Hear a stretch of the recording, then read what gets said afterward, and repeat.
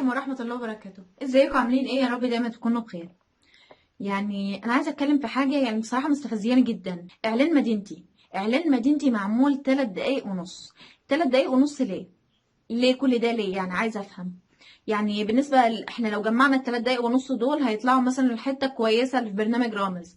لو شلنا الاعلانات وشلنا من اول ما اروى بتتكلم والكلام ده كله وحطيناه من اول ما قعدوا على الكرسي وبدا ان هو ظهر له، مش هيجيبوا 3 دقايق. اعلان مدينتي 3 دقايق ونص، معرفش ليه. مدينتي مدينه جميله وراقيه وكويسه جدا ومساحات خضراء، بس ليه يعني انتوا حاطين المصريين في النص؟ هو انتوا عاملين الاعلان مصريين يعني ولا ايه؟ مين من المصريين اللي هيروح مدينتي دي؟ مين؟ ولا انتوا عاملينها فئه معينه؟ ايه؟ حد يفهمني ايه علاقتها بالمصريين؟ يا جماعه انتوا عارفين ان مفيش حد هيعيش هناك غير 20 واحد. روحوا لل20 واحد دول شركتهم الخاصه، معارضهم، روحوا لهم في مكان شغلهم، اعرضوا عليهم، مش هيقولوا لا، هيشتروا. هم معاهم فلوس وهيشتروا. ليه بتعرضوه لنا احنا؟ ليه يعني بتقهرونا على حالنا؟ ليه عملنا فيكوا ايه؟ مكان مش هنشوفه في مصر ولا بره مصر يا حلاوه. ولا نشوفه فين؟ في مسلسل النهايه صح؟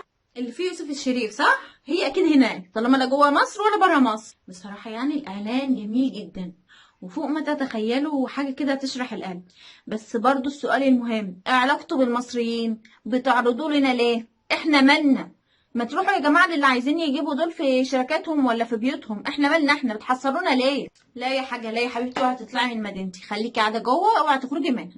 عارفه انت لو خرجتي هتلاقي ايه؟ هتلاقينا قاعدين لك زي الزومبي، مش بعدنا نقض عليكي وناكلك. يعني انت حاجه غريبه عننا. اياكي تخرجي، اياكي، انا بحذرك، اوعي لو خرجتي هتلاقينا في وشك هناكلك. يعني ايه الناس هنا شبه بعض؟ يعني ايه؟ معلش يعني فهميني.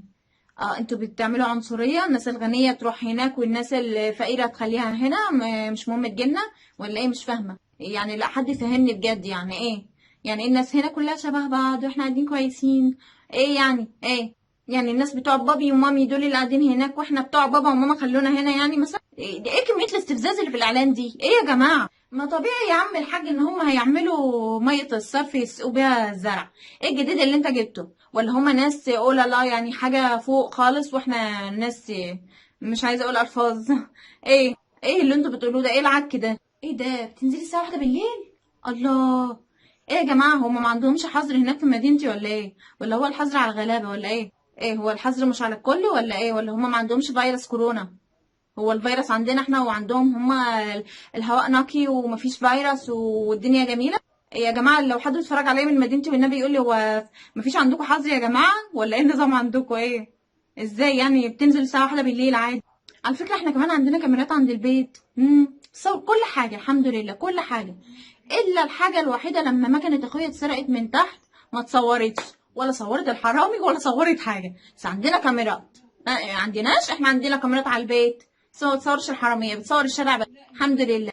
اكيد يا حبيبتي، اكيد ما فيش عندك تلوث. ازاي ده؟ انت بالتيشيرت الابيض ده يا حبيبتي لو جيتي عندنا جريتي بس على الكورنيش كده بتاع النيل، لو جريتي بس يعني هتروحي بالتيشيرت الابيض ده اسود يعني مش اصفر بس من التراب، ده اسود.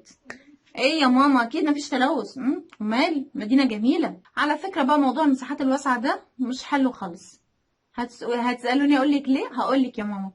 افرضي انت قاعده في امان الله كده وجوزك قام كده ما شاء الله عليه اداكي علقه موت، على بال ما تعدي المساحات الواسعه حضرتك وتروحي لاهلك ينقذوك هتكوني متي.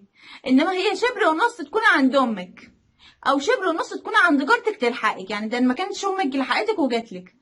ايه المساحات الواسعه ايه وخصوصيه ايه؟ ده هي حلاوتها حد جنبك يلحقك يا ماما، حد جنبك يلحقك. على فكره بقى احنا كمان عندنا ان احنا ما بنطلبش اي حاجه من حد. عيب اللي يطلب حاجه.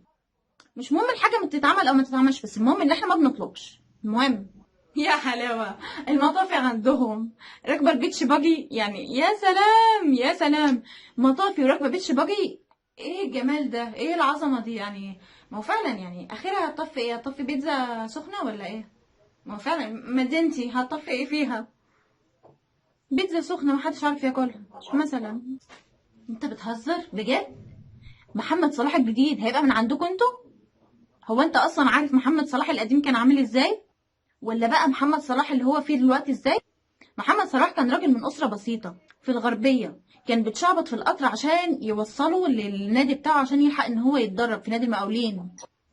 لحد ما بعد كده احترف وربنا سهلها عليه، عشان كان عنده حافز وكان عنده حلم مقرر ان هو لازم يوصل له.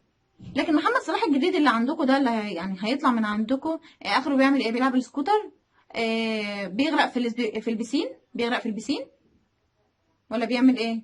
ولا بيلعب في الملاهي ويفضل يصوت؟ محمد صلاح الجديد مين اللي هيبقى من عنده؟ لو عجبكم الفيديو ما تنسوش تضغطوا لايك للفيديو وتشتركوا في القناة لأول مرة تشوفوني، وتفعلوا زر الجرس عشان كل الفيديوهات الجاية ان شاء الله تشوفوها.